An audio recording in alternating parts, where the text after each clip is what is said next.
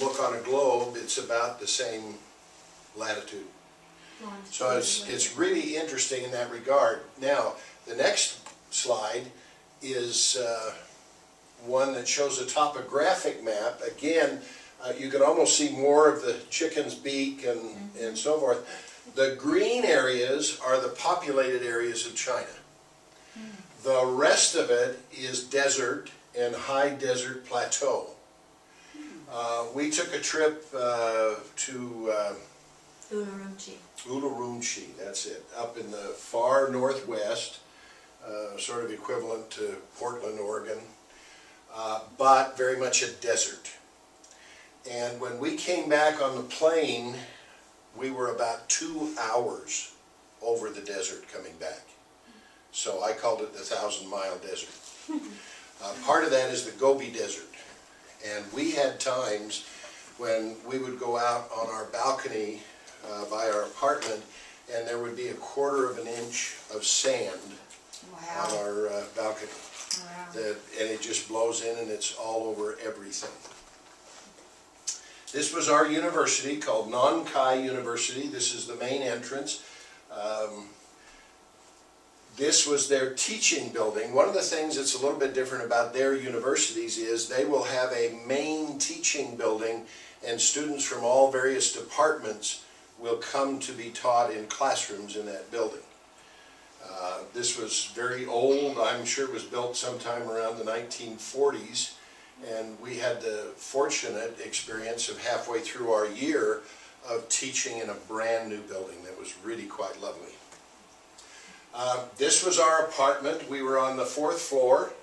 I counted, I think I did about 120 stairs a day, which was really nice. It was good exercise. This was our transportation. Connie, actually this is Connie's bicycle and that's mine.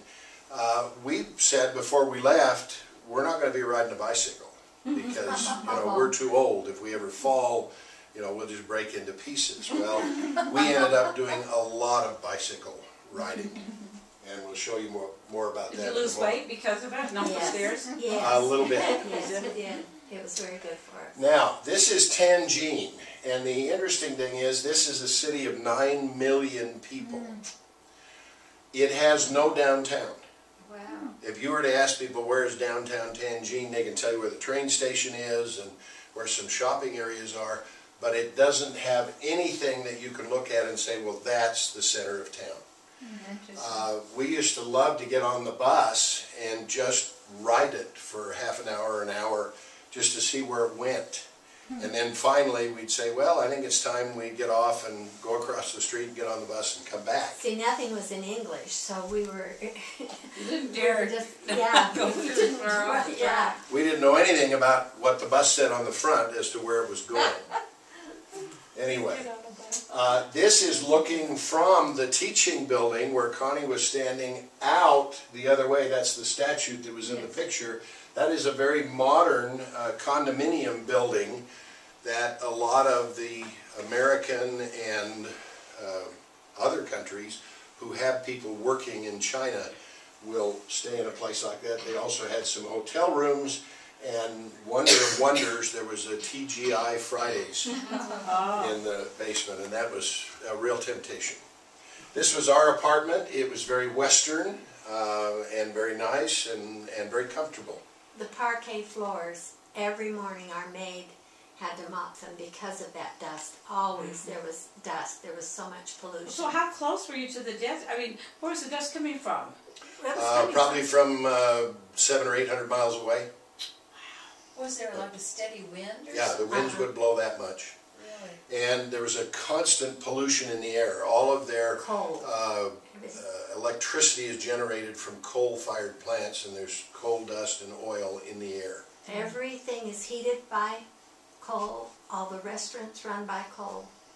Doesn't that cause a lot of respiratory diseases? Oh, It does. Yeah. Oh, wow. Yeah. The bedroom, king-size bed, was nice. I was concerned that we would have to have floor mats, like they do, but they accommodated us very well. Now, they have all kinds of foreign teachers, and this was actually what they call the foreign teachers' housing. And these are kids, this young man was from France. I think both of these two are from the United States. And they're college kids who have 3 or 4 years of college. Well, they have to have graduated Have to to have teach graduated. at They may the still be university. doing some graduate work. And they come to teach English.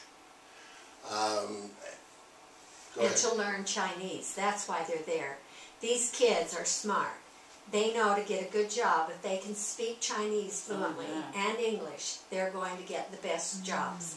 And these kids were so smart. They said we could take all the Chinese in the world at the university. We won't learn as well as when we're teaching and living among the Chinese people. So they would do their regular teaching, and then they would tutor students in exchange for the student tutoring them in Chinese.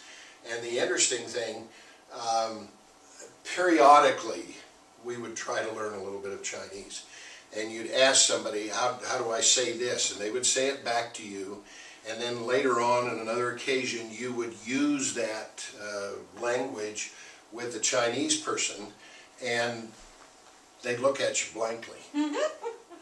And then you'd finally say, well, how do you say such and such? And they'd say it back to you, and it was just exactly what you had said. But the tone is slightly Remember, different. Kathy, you mentioned, The your sister position mentioned the and all tonal. Well, and It's I so studied hard. Chinese That's so for hard. the university and a summer course at Yale University. And do you think I can remember one thing now? Just ni hao ma, wa han hao. Yeah, see, that's very good. Ni hao. Because you're Forget tonal. though. It's Yeah. the tonal. It's so hard. It's the hardest Yeah. darn language, I'll tell you. Well, and it was interesting because I would listen, and sheshe is thank you. And some of them would say shushe or sheshe. It just a different way to say it, but everybody knew what you were saying when you said that.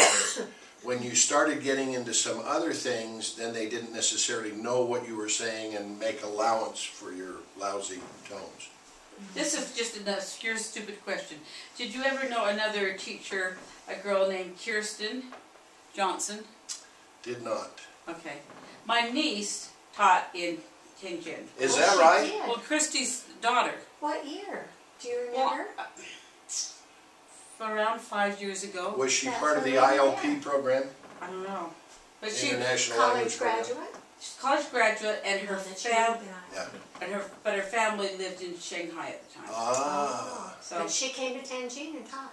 yeah, Kirsten Johnson. it just looked that I don't last remember. girl kind of looks like her family. That's too bizarre. That wouldn't be right. Okay. I couldn't. Well, we would- Now, it's interesting, transportation is bicycles, and you can't quite tell, but over on the other side of the road, there's the same row, and there is actually a man or lady who is paid to straighten out the bicycles, so that they don't just get to be a jumble. This was the new teaching building that they constructed, and they were finishing up our first semester. We were so anxious to get in there. It had air conditioning, and it gets really hot and humid there, so that was a wonderful thing. This actually was a classroom, Connie's class, in the new teaching building, and we had computers with PowerPoint presentations. LCD projectors in the ceiling. The set screen up for came us. out of the... I mean, we just had a card, an ID card. We'd slide it, it'd open our computer, our LCD projector. We had just the top of the But lines. it's interesting. I want to mention one other thing. The same, only different. Do you see the light fixture up there at the top? You can't hardly. Okay. When we did our PowerPoint pictures, you had to leave room